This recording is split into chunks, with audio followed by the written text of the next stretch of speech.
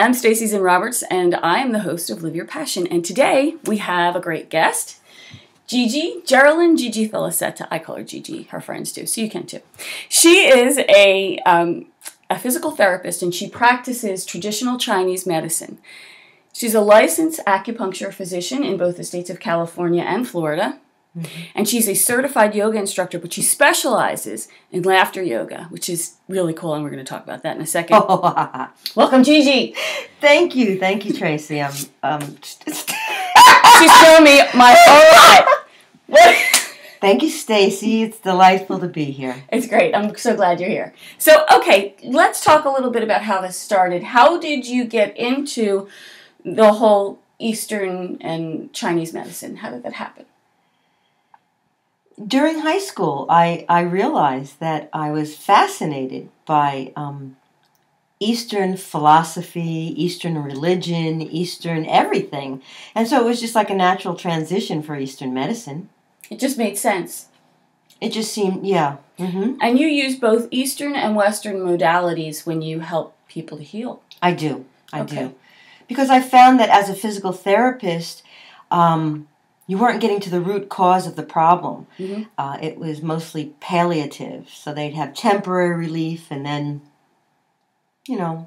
So, but with, so with traditional Chinese medicine, you combine herbal formulas along with acupuncture, some hands-on work, and then I combine certain modalities like ultrasound and electrical stim that would be physical therapy modalities, and I just find I get much better results with my patients. When you combine the two. Mm-hmm. That makes sense. Makes sense. So who would benefit from these types of treatments? Everyone. I mean, I know that acupuncture in this country is predominantly known for pain. Mm-hmm. Neck pain, back pain, shoulder pain, knee pain. And that's the orthopedic aspect of it. Yes, mm-hmm. Very good for pain, mm-hmm. very good for inflammation. But what I think is not as recognized in this country is that it's a complete science. It's a complete medicine. So you can treat anything from high blood pressure to diabetes, migraine headaches. All with acupuncture and Chinese herbs. Mm-hmm. Well, you've done acupuncture on me with the electrical stimulus. It was really amazing. Mm-hmm. I woke up and couldn't move my head, and when I got off your table, I was fine. And that was very, very cool to me. And that was an orthopedic type treatment, mm-hmm. as opposed to doing like a constitutional treatment for someone who has high blood pressure. And it all works together. So we did mention, though, that you specialize in laughter yoga. And you got to hear about this, okay? So explain what laughter yoga is. Well, with age, we don't laugh the way children laugh. No. And I don't remember the numbers, but some of us don't even laugh once a day, let alone thousands of times a day, which children do naturally. Yes. We get too caught up in life. Drama. Making money, relationships, children, whatever. Parents. And so basically, laughter yoga is just a set exercise to laugh without having to tell a joke and someone get the punchline. Because sometimes people don't get the punchline, or they don't hear the punchline, and everybody's humor is a little bit different.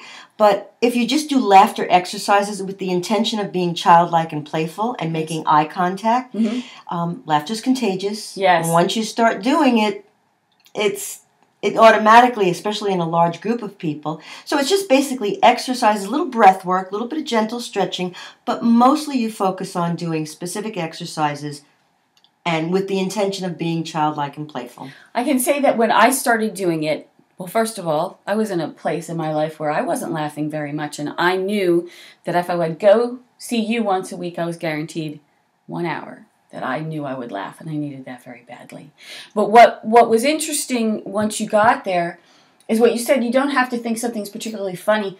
I felt like when you did the simulated laughter exercises, even I felt so silly that I laughed at me, and that you grew through laughing with other people. Mm-hmm. It's a wonderful thing. So just getting to that point of having the willingness to be childlike and playful is a huge step for many people. It opens you up. It definitely does. And so, as you know, this show is called Live Your Passion, and you certainly do that. What would you recommend to others who are looking at something that they're passionate about? What advice would you give someone to help them to live your passion? Well, everybody finds it differently, but I think in this chaotic world that we live in, you really need to take some quiet time. Quiet. Alone time, downtime, and reflect, contemplate, meditate, whatever path you choose, pray. But to listen to your inner voice. Yes. And to gain inspiration through your higher self, your divine self, to be inspired and breathe it in. And then to follow and not be afraid to be mindful every day of those opportunities that come your way. To be open. To pay attention, awareness. Yeah, you gotta, because opportunities are there. It's just that sometimes we don't recognize. We get too busy and we are not paying attention. Yeah, and let go of fear. You got to come from love. Yes. Because everything negative is fear and based, and everything positive is love based. So trust your inner self, your higher guidance, and get quiet. Good advice. Good advice.